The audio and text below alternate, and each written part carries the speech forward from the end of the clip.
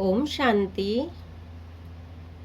आज सुनेंगे जैसा लक्ष्य वैसा लक्षण, जैसा चित्र वैसा चरित्र।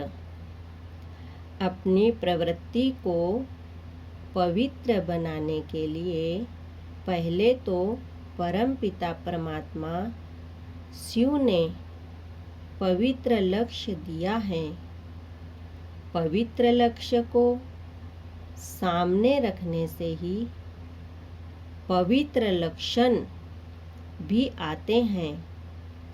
बाबा ने हमारे सामने सर्वगुण संपन्न 16 कला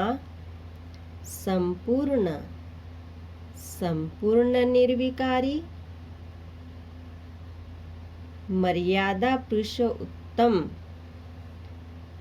उत्तम मर्यादा युक्त संपूर्ण अहिंसक बनने का लक्ष्य रखा है। इससे पहले हम यह माने बैठे थे कि इस संसार में थोड़े बहुत विकारों या अवगुणों का होना स्वाभाविक है। हम संसार में जितने भी नर नारियों को देखते हैं उनमें कोई न कोई अवगुण और किसी न किसी मात्रा में विकार है। अतः हम यह माने बैठे थे कि गलतियां तो हर एक मनुष्य से होती है। गलतियां तो हर एक मनुष्य से ही होती है।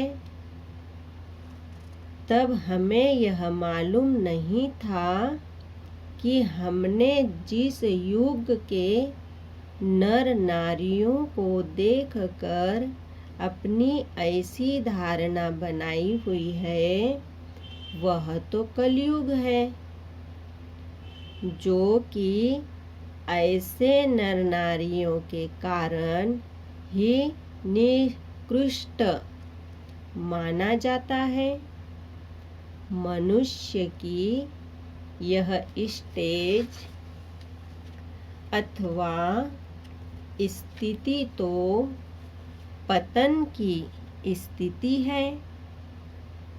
जिस मनुष्य को सभी प्राणियों में श्रेष्ठ या अशरफ उल मखलूकात, जिस मनुष्य को सभी प्राणियों में श्रेष्ठ या अशरफ उल मखलूकात कहा जाता है, वह मनुष्य कोई और था। वह उस काल का मनुष्य था जिसे कृत युग,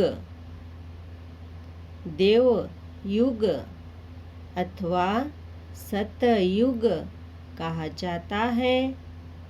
आज का मनुष्य देवता पद से तो गिरा हुआ है ही, यह मनुष्यता से गिर चुका है, क्योंकि यह तो हिंसक पशुओं की तरह हिंसा वृत्ति वाला है। शीघ्र ही उत्तेजित हो जाता है और केवल इंद्रिय स्तर पर ही जीवन जी रहा है।